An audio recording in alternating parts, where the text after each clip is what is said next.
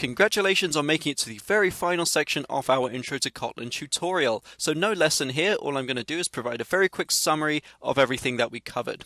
So our very first topic was on variables, where we took a look first at the basic variable types, primitive types and strings, and how to set up and use variables in Kotlin. Then we took a look at basic variable operations. We divided these into roughly assignment and arithmetic and conditional operators. Again, there are lots more operators to study, but these are going to be the ones that we'll encounter most often. After this, we take a look at the concept of nullable variables. So these are just variables that can have a null value and how to deal with them in a safe manner so that we don't get errors or crashing within our code. After this, we cover the topic of collections. Collections are essentially ways to store multiple values in various kinds of lists. There are tons of different kinds of lists and arrays in Kotlin. We just studied some of the basic and fundamental ones. We took a look first at the non-mutable lists and arrays, which were the list of, where we provide a type and a bunch of values. So this allows access only, or we can modify the whole list, but we cannot go in and modify each element of the list. Array of is another non-mutable type. It's non-mutable in the sense that we cannot add or remove elements from the array, but we can change individual elements within that array.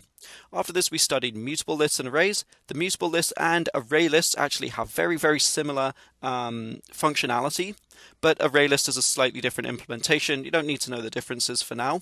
Just note that using these mutable lists and these array lists, we actually could add or remove elements in various ways from the list. Okay. After this, we studied control flow. We divided control flow into 4 major sections. The first was covering if statements and expressions. Then we took a look at when statements and expressions, then while loops, then for loops. So control flow is again just a way to introduce branching and conditional testing within the code so that we can choose to implement code block A, for example, if a condition is true, and then code block B if that condition is false, so on and so forth. Loops are a fundamental concept, so it's important that we understand this quite well. After this, we cover that's variables. We cover the concept of functions, which are essentially just ways to store blocks or groups of statements within a convenient location so that we can choose exactly when and where we want to execute them. So we studied just the basics of setting them up and how to implement and then call upon the functions to execute them, and then took a look at how to pass in parameters and return values. Finally, we cover the topic of classes and objects. Again, I would have really liked to go into much more detail within this topic, but we just really didn't have time. I could take hours talking about just this topic alone, so I would recommend, highly recommend, that you do some more research on your own time. But basically, we started off by covering the concepts of classes and objects. Classes are the blueprint for an object, whereas an object is kind of an instance of that class.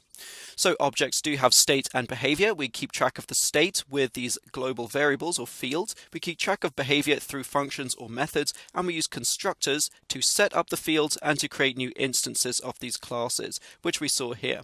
We then covered the topic of subclassing and superclassing, in which a superclass, or rather a subclass, inherits everything from a superclass and can provide its own custom implementations as well.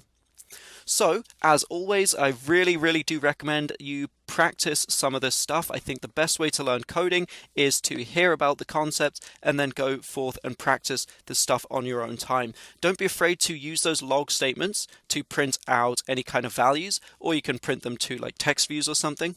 Just know if you do want to run anything in Android Studio, you do have to set up an emulator. I don't think I have one started right now, but you do have to run everything through the emulator at some point.